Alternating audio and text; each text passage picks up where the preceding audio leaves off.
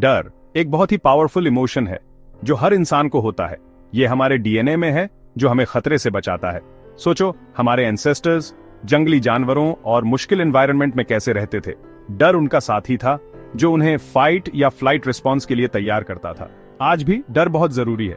ये हमें potential threats के बारे में बताता है, रिस्की सिचुएशंस में हमें कॉशियस रखता है और हमें सेफर चॉइसेस लेने में मदद करता है।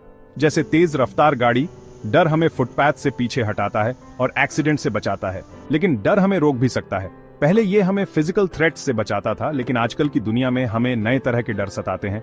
Social anxieties, fear of failure, fear of the unknown. ये डर, जो कि मोस्टली इरेशनल होते हैं, हमें आगे बढ़ने से रोकते हैं, हमें अपने ड्रीम्स फॉलो करने और फुलफिलिंग लाइव्स जीने से रोकते हैं। डर को ओवरकम करने का तरीका ये नहीं है कि हम इसे पूरी तरह से खत्म कर दें, बल्कि ये समझें कि ये क्या है, इसका प्रेजेंस एक्नॉलेज करें और इसे मैनेज करना सीखें। अपने डर का सामना करके हम उन्हें कमजोरी से स्ट्रेंथ में बदल सकते हैं। डर तो सबको लगता है, लेकिन हमारी एक्सपीरियंसेस डिसाइड करती हैं कि हमें किस चीज का डर है। बचपन की घटनाएं, ट्रॉमेटिक इंसिडेंट्स और एनवायरनमेंट से मिलने वाले सब्टल मैसेजेस, ये सब हमारे पर्सनल टेपेस्ट्री ऑफ फियर को बनाते हैं। बचपन में जिसको कुत्ते ने काटा हो, उसे शायद कुत्तों से डर लगता होगा, और जिसे पब्लिक ह्यूमिलिएशन झेलनी पड़ी हो, उसे सोशल एंजाइटी हो सकती है। ये एक्सपीरियंसेस हमारे ब्रेन में न्यूरल पैथवेज बनाते हैं, जो कुछ स्टिम्युली को डेंजर से जोड़ते हैं और फियर रिस्पॉन्स ट्रिगर करते हैं। इसके अलावा सोसाइटल नॉर्म्स और कल्चरल कंडीशनिंग भी हमारे डर को शेप करते हैं। हमें हर तरफ से ये मैसेजेस मिलते रहते हैं कि हमें किस चीज से डरना चाहिए। मीडिया सेंसेशनलिज्म से लेकर societal expectations about success and failure तक, ये एक्सटर्नल इन्फ्लुएंसेस हमारे अंदर ये डीप सीटेड फियर बैठा सकते हैं कि हम मेजर अप नहीं कर पाएंगे या लाइंस क्रॉस नहीं कर पाएंगे। ये समझना बहुत जरूरी है कि हमारे बहुत सारे डर लर्नड रिस्पॉन्सेज हैं, ना कि इनहेरेंट ट्रूथ्स। अपने डर के ओरिजिन्स को समझकर हम उनको चैलेंज कर सकते हैं और उन पर अपनी पावर कम कर सकते हैं। डर बहुत अलग अलग तरीकों से सामने आता है, स्पेसिफिक फोबियस से लेकर जनरलाइज्ड एंजाइटीज तक। फोबियस, जो अक्सर इरेशनल और इंटेंस होते हैं, उनमें स्पेसिफिक ऑब्जेक्ट्स या सिचुएशंस का ओवरवेलमिंग ड्रेड होता है। कुछ कॉमन एग्जांपल्स हैं एराक्नोफोबिया यानी स्पाइडर्स का डर, क्लॉस्ट्रोफोबिया यानी इनक्लोज्ड स्पेसेस का डर, और एक्रोफोबिया यानी हाइट्स का डर। जनरलाइज्ड एंजाइटी वहीं दूसरी तरफ लाइफ के अलग अलग एस्पेक्ट्स जैसे कि वर्क, रिलेशनशिप्स या हेल्थ के बारे में परसिस्टेंट और एक्सेसिव वरी के रूप में सामने आती है।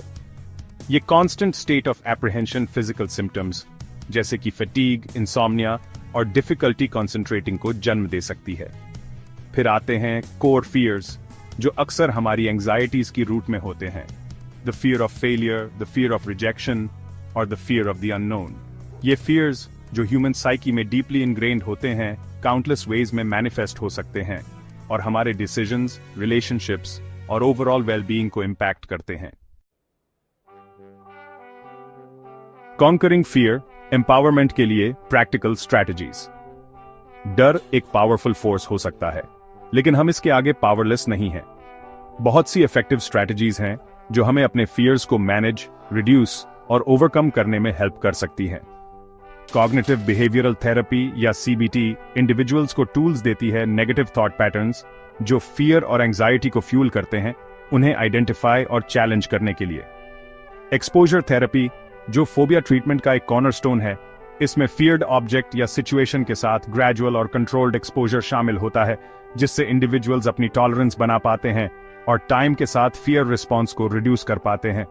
माइंडफुलनेस प्रैक्टिसेस जैसे कि मेडिटेशन और डीप ब्रीदिंग हमें प्रेजेंस और काम का सेंस डेवलप करने में हेल्प करते हैं, जिससे हम अपने फियर्स को जजमेंट के बिना ऑब्जर्व कर पाते हैं और उनकी इमोशनल इंटेंसिटी को रिड्यूस कर पाते हैं।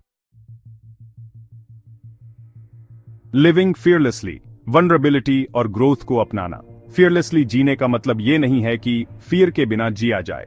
इसका मतलब है अपने फियर्स को एक्नॉलेज करना, उनके ओरिजिन्स को समझना और उनके बावजूद एक्ट करने का चॉइस करना। इसका मतलब है वल्नरेबिलिटी को एम्ब्रेस करना, अपने कंफर्ट जोन से बाहर निकलना और अपने पैशंस को परस्यू करना, तब भी जब फियर हमारे कान में डाउट्स डाल रहा हो।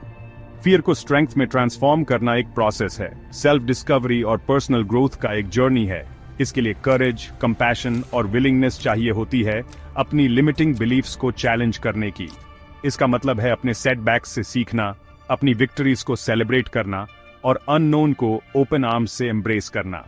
अपने फियर्स का सामना करके हम अपनी फुल पोटेंशियल को अनलॉक करते हैं, मोर ऑथेंटिकली जीते हैं और रिचनेस और फुलनेस को एक्सपीरियंस करते हैं, एक ऐसी लाइफ का जो करेज और कन्विक्शन के साथ जी जाती है। ये जर्नी हमेशा इजी नहीं होगा, लेकिन रिवॉर्ड्स बहुत अमूल्य हैं।